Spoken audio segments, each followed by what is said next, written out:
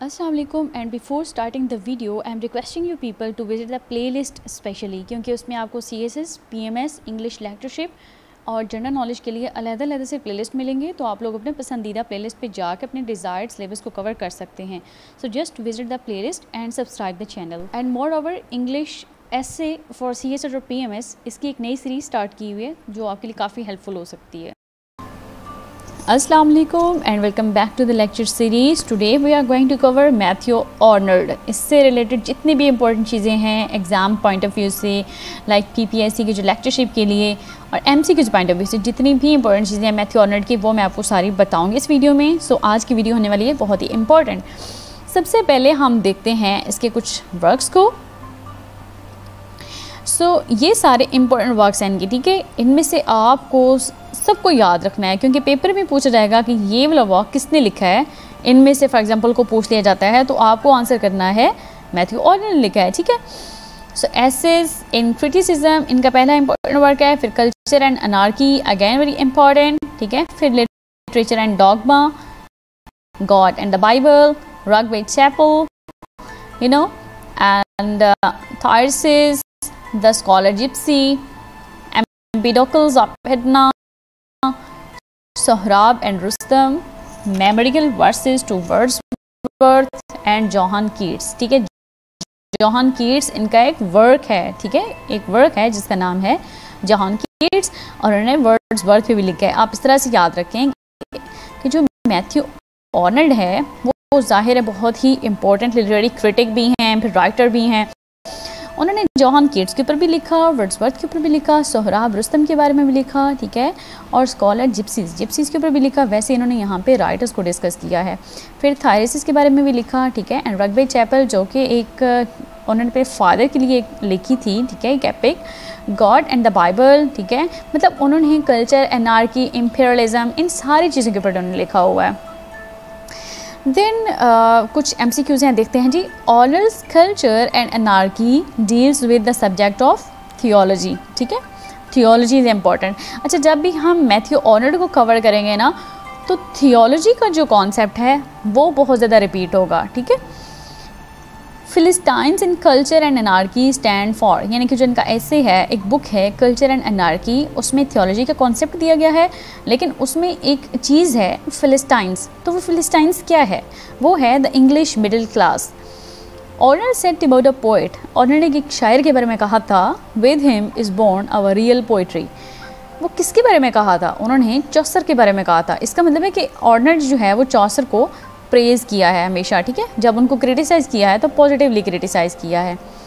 फिर कहते हैं कि ऑर्नर्ड के मुताबिक who is next to Shakespeare and Milton, Milton और शेक्सपियर से भी आगे अगर कोई चीज़ है तो क्या है? तो वो हैं जी वर्ड्सवर्थ, लकीस्ट पर्सन, जिनको ऑर्नर्ड ने जो है वो शेक्सपियर और मिल्टन से भी 2 हाथ आगे बोला है, ठीक है, पॉजिटिव सेंस में 2 हाथ आगे बोला, नॉट इन हिज चलाकियाँ ना। So next MCQs is truth sits upon the lips of dying man, कि जो शख्स मर रहा होता है वो हमेशा सच बोल रहा होता है। ये लाइन किसने बोली है? सोहराब एंड रुस्तम में ये लाइन आती है। ऑब्वियसली सोहराब एंड रुस्तम किसने लिखा है? मैथ्यू ऑर्नर्ड ने लिखा है। फिर आता है जी the story of Sohrab and Rustum is taken from Firdausi. Firdausi मतलब आपको पता है कि ईरानी कल्चर के बारे में ये चीज़ बहुत ही ज़्यादा कॉमन है, तो आपको ये। Next we have Arnold said about a poet, his poetry is the reality, his philosophy is the illusion, कि जब हम उसकी शायरी की बात करते हैं तो वो हकीकत है लेकिन उसकी फ़िलासफ़ी ऑफ लाइफ है, ये फ़िलासफ़ी है, वो इल्यूजन है। यानी कि बिल्कुल उल्ट हो गया ना। अक्सर तो होता है ऐसे कि इंसान की फ़िलासफ़ी तो ट्रू होती है लेकिन उसकी पोइट्री होती है, पोइट्री को मदर फ्लाइज बोला जाता है। लेकिन उन्होंने ये बोला था किसके बारे में? वर्ड्सवर्थ के बारे में। लेकिन हैरानगी की बात है कि वर्ड्सवर्थ को ही उन्होंने शेक्सपियर और मिल्टन से भी नेक्स्ट बोला है, ठीक है। सो इसका मतलब है कि ये कोई नेगेटिव क्रिटिसिज्म नहीं है बल्कि उनकी तारीफ़ में ये चीज़ बोली गई है, ठीक है। Not to criticise his philosophy but to praise his poetry. When did Matthew Arnold die? ये बेचारा मर कब गया था? It was a day in 1888, ठीक है। और ये विक्टोरियन एज, ऑब्वियसली आपको लगता है ना 19th सेंचुरी तो विक्टोरियन एज है। Who is of the view that Matthew Arnold think too much of the uses of literature and too little of its player। ठीक है, कौन ऐसा सोचता है? वो हैं जी गैरोड, H.W. गैरोड। ठीक है, चलते हैं नेक्स्ट MCQs पे। Thyrsis by Arnold is an elegy on the death of Clough। Clough basically उनके एक फ्रेंड था, ठीक है, जिसकी जब डेथ हुई तो ऑर्नर ने ना उनकी ऑनर करने के लिए ये एलिजी लिखी। और वो कब उनकी डेथ हुई थी? 1861 में। ठीक है, it is one of the greatest elegies in English literature, equal to stature to John Milton Lycidas and T.B. Shelley's Adonais. यानी कि जितनी अहमियत एडोनिस और लेस्डास को शामिल है, इसी तरह जो इन्होंने क्लफ को की ना, वो थायरसिस, उसको भी इतनी अहमियत हासिल है। So according to Arnold, Chaucer is not a great classic.